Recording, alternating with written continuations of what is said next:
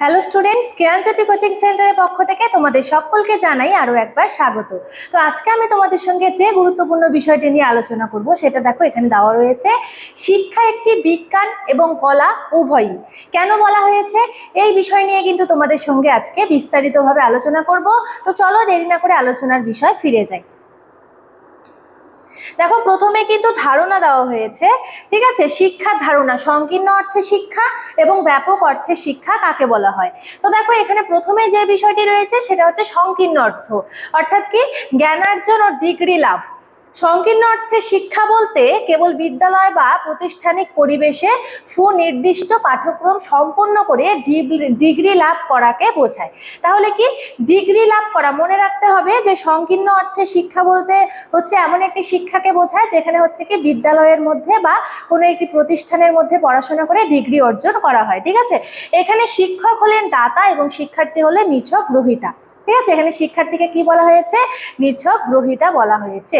তারপরে কি রয়েছে এখানে হচ্ছে ব্যাপক অর্থে শিক্ষা। দেখো ব্যাপক অর্থে শিক্ষা বলতে কি বোঝানো হয়েছে? জীবনব্যাপী বিকাশ প্রক্রিয়াকে বোঝানো হয়েছে।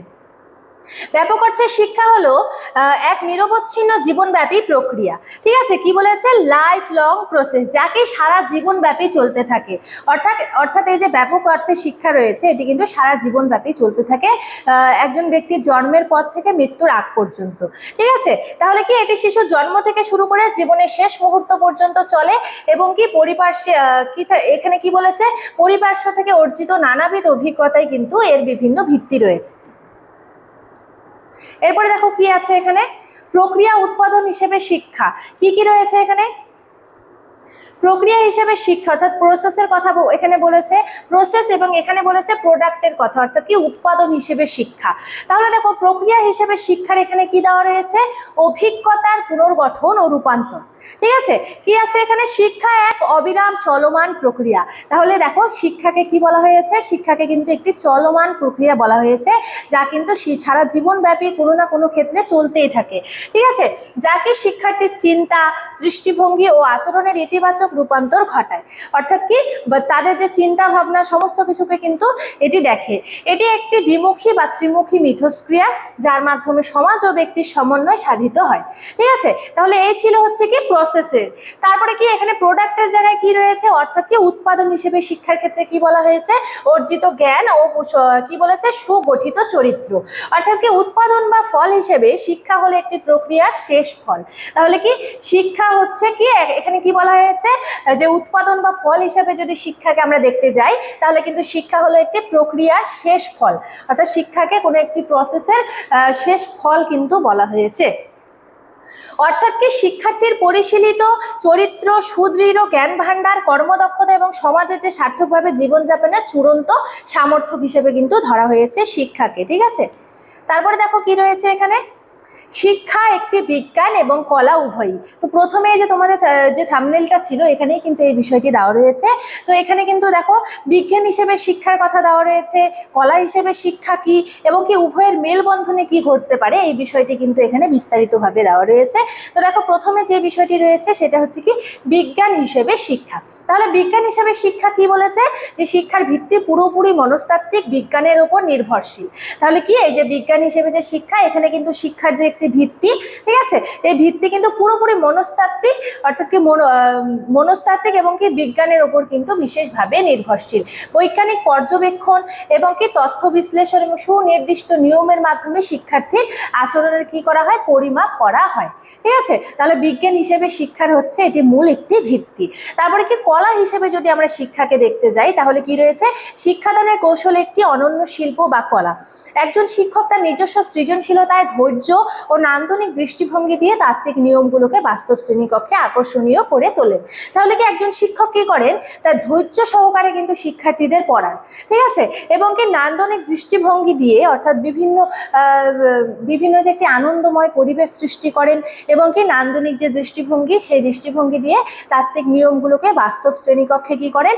আকর্ষণীয় করে তোলেন। এতে কি হয়? শিক্ষার্থীদের কিন্তু মনোযোগ বাড়ে, তারা কিন্তু আগ্রহ সহকারে কিন্তু কি করতে পারে? ক্লাসটি করতে পারে। তারপরে দেখো কি রয়েছে, উভয়ের মেলবন্ধন, অর্থাৎ কি বিজ্ঞান হিসেবে এবং কলা হিসেবে যে শিক্ষা, এর যদি উভয় মিলবন্ধন হয় তাহলে কি হবে, কি বলা হবে, যে শিক্ষা হলো একটি উন্নত কলা যা একটি বৈজ্ঞানিক কি ভিত্তির ওপর প্রতিষ্ঠিত। তাহলে কি শিক্ষা হলো একটি উন্নত কলা যা কিসের উপর ভিত্তি করে প্রতিষ্ঠিত হয়, যা হচ্ছে কি দেখো এখানে দেওয়াই রয়েছে, যা একটি বৈজ্ঞানিক ভিত্তির ওপর কিন্তু প্রতিষ্ঠিত হয়েছে। তাহলে কি বিজ্ঞান যেখানে নীতিসমূহ প্রণয়ন করে, কলা তা বাস্তবে সার্থকভাবে প্রয়োগ করে। তাহলে কি বিজ্ঞান কি করে, বিজ্ঞান হচ্ছে কি করে, বিভিন্ন যে নীতি থাকে সেই নীতিসমূহর কিন্তু প্রণয়ন করে, অর্থাৎ এটা করতে হবে ওটা করতে হবে। এবং কি কলা কি করে, তা কিন্তু বাস্তবে অর্থাৎ বাস্তব জগতে কিন্তু সেটাকে কি করে প্রয়োগ করার চেষ্টা করে। ঠিক আছে, এই ছিল বিষয়। তারপরে শিক্ষার লক্ষ্য, অর্থাৎ ব্যক্তিতান্ত্রিক বনাম সমাজতান্ত্রিক। তাহলে ব্যক্তিতান্ত্রিক দিক থেকে যদি দেখতে যাই তাহলে দেখো এখানে প্রথমে যে বিষয়টি দেওয়া রয়েছে, ব্যক্তিতান্ত্রিক লক্ষ্য, অর্থাৎ শিক্ষার ব্যক্তিতান্ত্রিক লক্ষ্যতে কি রয়েছে, স্বীয় সুপ্ত প্রতিভার আত্মবিকাশ, অর্থাৎ কি শিক্ষার্থীরা যে রয়েছে তাদের হচ্ছে সুপ্ত প্রতিভার হচ্ছে কি করে আত্মবিকাশ কিন্তু এখানে করা হয়। এই লক্ষ্যের মূল কথা হলো প্রতিটি শিশুই অনন্য, অর্থাৎ প্রত্যেকটা শিশুই কিন্তু আমাদের কাছে কিন্তু দামি। ঠিক আছে, শিশুর নিজস্ব আগ্রহ, ক্ষমতা ও চাহিদার ভিত্তিতে তার ব্যক্তিত্বে পূর্ণ বিকাশ ও আত্মপ্রকাশ ঘটানোই হচ্ছে কি ব্যক্তিতান্ত্রিক শিক্ষার প্রধান লক্ষ্য। ঠিক আছে, তাহলে দেখো এখানে যে বিষয়টি রয়েছে সেটা হচ্ছে কি ব্যক্তিতান্ত্রিক শিক্ষার লক্ষ্য কি ছিল। তারপরে এখানে যে বিষয়টি রয়েছে সেটা হচ্ছে কি সমাজতান্ত্রিক লক্ষ্যের, অর্থাৎ সমাজতান্ত্রিক শিক্ষার লক্ষ্য কি ছিল, সামাজিক দায়িত্ব ও নাগরিক সচেতনতা। এখানে কিন্তু একটু বিস্তারিতভাবে দেওয়া রয়েছে। দেখো এখানে এর লক্ষ্য হলো, এর লক্ষ্য অনুযায়ী সমাজই হচ্ছে শ্রেষ্ঠ।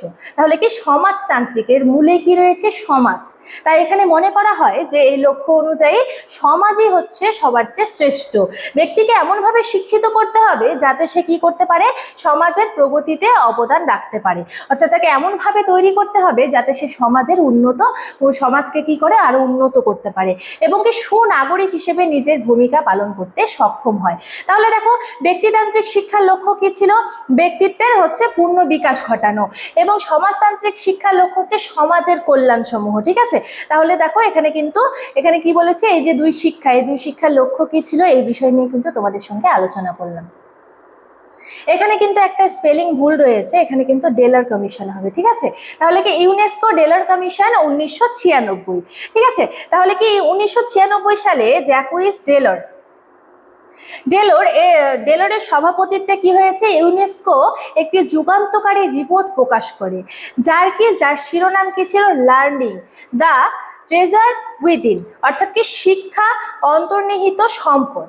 ঠিক আছে, তাহলে এই যে ডেলার কমিশনে কোন কোন বিষয়ের কথা বলা হয়েছে সেই বিষয় নিয়ে কিন্তু আজকে তোমাদের সঙ্গে এখন বিস্তারিতভাবে আলোচনা করব।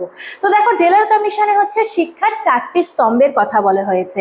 কি কি বলা হয়েছে, প্রথমে হচ্ছে জানার জন্য শিক্ষা, তারপরে কি কর্মের জন্য শিক্ষা, একত্রে বসবাসের জন্য শিক্ষা এবং কি মানুষ হওয়ার জন্য শিক্ষা। তাহলে প্রথমে কি ডেলার কমিশন, এখানে কিন্তু স্পেলিং ভুল রয়েছে, আমি প্রথমেই বলেছি তোমাদের। ঠিক আছে, ডেলার কমিশনে কি জানার জন্য শিক্ষা, অর্থাৎ লার্নিং টু নো। ঠিক আছে, জানার জন্য শিক্ষার কথা বলা হয়েছে, কর্মের জন্য লার্নিং টু ডু এর কথা বলা হয়েছে, লার্নিং টু লিভ টুগেদার অর্থাৎ একত্রে বসবাস করার শিক্ষার কথা বলা হয়েছে, এবং কি বলেছে, মানুষ হওয়ার জন্য শিক্ষার কথা কিন্তু বলা হয়েছে। তাহলে ডেলার কমিশনের প্রতিবেদনে কিন্তু এই 4টি স্তম্ভের কথা বলা হয়েছে। ঠিক আছে, তাহলে প্রথম যে বিষয়টি সেটা হচ্ছে কি জানার জন্য শিক্ষা, বিশ্বকে আরো গভীরভাবে বুঝতে এবং জীবনভর অর্থাৎ সারা জীবনব্যাপী স্বাধীনভাবে জ্ঞান অর্জনের কৌশল অর্জন করা কিন্তু এই শিক্ষার মূল স্তম্ভ। তারপরে কি বলেছে, লার্নিং টু ডু অর্থাৎ কি কর্মের জন্য শিক্ষার কথা বলা হয়েছে, শুধু তাত্ত্বিক জ্ঞান নয়, বাস্তব কাজের দক্ষতা ও বিভিন্ন জটিল পরিস্থিতির মোকাবেলা করার যোগ্যতা অর্জন করার কথা কিন্তু বলা হয়েছে। তারপরে কি বলেছে, লার্নিং টু লিভ টুগেদার অর্থাৎ কি একত্রে বসবাস করার জন্য যে শিক্ষা, সেই শিক্ষার কথা কিন্তু এখানে বলা হয়েছে। এবং কি বলেছে, অপরের প্রতি সহমর্মিতা, সংস্কৃতি বিনিময় এবং দ্বন্দ্ব এড়িয়ে শান্তিপূর্ণ সমাজবদ্ধ থাকার অভ্যাস গঠন করার কথাও বলা হয়েছে। তারপরে কি বলেছে, যে লার্নিং টু বি অর্থাৎ কি মানুষ হওয়ার জন্য শিক্ষা, অর্থাৎ নিজের বিচার বুদ্ধি, দায়িত্ববোধ ও নান্দনিক ক্ষমতার বিকাশ ঘটিয়ে ব্যক্তিত্বের সার্বিক উত্তরণ ঘটানো। ঠিক আছে, তাহলে কি ডেলার্স কমিশনের কি এই যে 4টি স্তম্ভ, এই 4টি স্তম্ভতে কিন্তু তোমাদের ক্লিয়ার হয়ে যাওয়ার কথা। অর্থাৎ কি এখানে 4টি স্তম্ভ দেওয়া রয়েছে, জানার জন্য শিক্ষা, কর্মের জন্য শিক্ষা, একত্রে বসবাসের জন্য শিক্ষা এবং কি মানুষ হওয়ার জন্য শিক্ষা। এরপরে কি রয়েছে শিক্ষা দর্শনের অর্থ এবং প্রকৃতি। এখানে দেখো কি রয়েছে প্রথমে তত্ত্বীয় রূপ, ঠিক আছে। তত্ত্বীয় রূপে কি দর্শনের প্রায়োগিক রূপ, তাহলে তাত্ত্বীয় রূপটাকে কি বলা হয়েছে, দর্শনের প্রায়োগিক রূপ বলা হয়েছে। দর্শন যেখানে জীবনের মূল লক্ষ্য সত্য মূল্যবোধ নির্ধারণ করে, অর্থাৎ কি দর্শন কি করে জীবনের মূল লক্ষ্যটাকে কিন্তু নির্ধারণ করে দেয় এবং কি করে মূল্যবোধ কিন্তু নির্ধারণ করে। শিক্ষা দর্শন সেই জীবন দর্শনকে শিক্ষাক্ষেত্রে বাস্তবায়িত করে, অর্থাৎ এই যে আমাদের যে বাস্তব ক্ষেত্রে কিন্তু সেটার প্রয়োগ ঘটায়। এটি জীবনের জটিল সমস্যাগুলির আলোকে কিন্তু সমাধান খোঁজে, অর্থাৎ জীবনে তো সমস্যা আসবে, সেই সমস্যার মধ্যে কিন্তু সমাধান খুঁজতে হবে। তারপরে কি এর প্রকৃতি অর্থাৎ নেচারের কথা যেহেতু বলেছে, তাহলে কিন্তু প্রথমে যে বিষয়টি না বললেই নয়, সেটা হচ্ছে কি সংশ্লেষণাত্মক ও নির্দেশনামূলক। শিক্ষা দর্শন কেবল কল্পনা প্রসূত নয়, অর্থাৎ শিক্ষা দর্শনকে কিন্তু একটি কাল্পনিক কাহিনী বলে এখানে ধরা হয়নি। এর প্রকৃতি হলো শিক্ষাদানের লক্ষ্য, পাঠ্যক্রম, শিক্ষক শিক্ষার্থী সম্পর্ক এবং শৃঙ্খলা কেমন হওয়া উচিত তার বাস্তব রূপরেখা, সঠিক পথ নির্দেশ দেওয়া, ঠিক আছে। তারপরে কি রয়েছে শিক্ষা ও দর্শনের পারস্পরিক সম্পর্ক। তাহলে কি শিক্ষা এবং দর্শনের মধ্যে কি কি সম্পর্ক রয়েছে, সেই সম্পর্ক নিয়ে কিন্তু তোমাদের সঙ্গে একটি ছকে কিন্তু আলোচনা করব। তাহলে দেখো এখানে কিন্তু উপাদানগুলি দেওয়া রয়েছে, শিক্ষার লক্ষ্য দেওয়া রয়েছে, পাঠ্যক্রম দেওয়া রয়েছে, শিখন পদ্ধতি, শৃঙ্খলাও কিন্তু অর্থাৎ কি ডিসিপ্লিনও কিন্তু এখানে দেওয়া রয়েছে। দর্শন কিভাবে প্রভাব ফেলে এবং কি শিক্ষা কিভাবে রূপ দেয়। তাহলে কি শিক্ষার লক্ষ্যের দিক থেকে যদি দেখতে যাই, তাহলে দর্শন কিভাবে প্রভাব ফেলে, দর্শন জীবনের চূড়ান্ত লক্ষ্য ও মূল্যবোধগুলিকে নির্দিষ্ট করে এবং শিক্ষা সেই লক্ষ্য সমূহকে অর্জনের মূল মাধ্যম হিসেবে কিন্তু বিশেষভাবে কাজ করে। এবং পাঠ্যক্রমের দিক থেকে যদি দেখতে যাই, তাহলে প্রথমে কি রয়েছে দর্শনের ক্ষেত্রে বিভিন্ন দার্শনিক মতবাদ, যেমন কি প্রকৃতিবাদ, আদর্শবাদ পাঠ্যক্রমের বিষয় কিন্তু ঠিক করে, ঠিক আছে। তারপরে কি রয়েছে শিক্ষার ক্ষেত্রে যদি আমরা দেখতে যাই, পাঠ্যক্রমে শিক্ষাদানের মাধ্যমে কিন্তু পাঠ্যক্রম বাস্তব জীবনে প্রতিফলিত হয়। তাহলে কি শিক্ষাদানের মাধ্যমে কিন্তু এই যে পাঠ্যক্রমে যে বিভিন্ন বিষয় থাকে, সেই বিষয়গুলিকে কিন্তু আমরা বাস্তবে জানতে পারি, প্রয়োগ করতে পারি, ঠিক আছে।